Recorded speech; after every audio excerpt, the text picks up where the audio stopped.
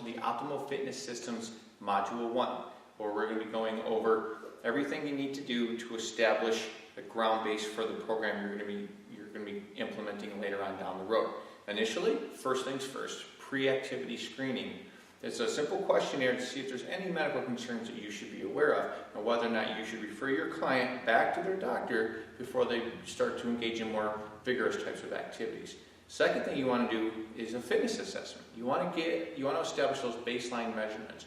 You want to take your measurements, take measurements. Not everybody wants that, but you can offer that. You're looking at taking the blood pressure and looking at their resting heart rate and all these things to, again, establish baseline measurements that you can go back and look at later on down the road to see what progress you're making or lack thereov. Key thing to remember, however, is we do not diagnose. For example, if you're taking blood pressure and their blood pressure seems high, 180 over 90 or whatever, you don't want to tell them that they have high blood pressure, because then you're diagnosing. We don't do that. You can say a couple of different things. One is you can say it probably wouldn't hurt for you to go back to your doctor and have them check it. Or you can say we can check it again a few minutes down the road.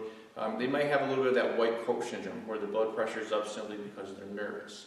So again, keynote there, we do not diagnose. Okay. We can also look at, once we establish those baseline measurements, is look at helping your client to develop their goals using what I call the SMART system. I didn't name it that, but that's a system that's out there that I tend to use quite often. SMART is an acronym for specific goals that are measurable, attainable, realistic, and timely. So you want to make sure you set a time frame so you have goals to work on within that time. It gives you things to shoot for, so to speak. Okay, and then after the fitness assessment, we're going to go into the overhead squat test to look to see whether or not your client has any movement impairments. And if they have any movement impairments where there's compensations, we want to address those movement impairments with a corrective exercise protocol that matches up with those impairments. So if you look at the knees crashing in, for example, very common risk, if you will, of causing ACL injury during playing basketball, for example, when your female athlete jumps up and lands and she collapses into that, what's called lower cross syndrome.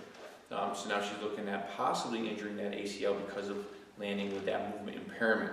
Very important that we address that before we get into a more vigorous exercise program, because we do not want to further encourage that movement impairment. So if you do not do the corrective exercise and you go right to the gym and you start doing squatting and you're collapsing into that movement impairment every time, you're just further increasing that impairment and possibly causing more harm than good. Okay?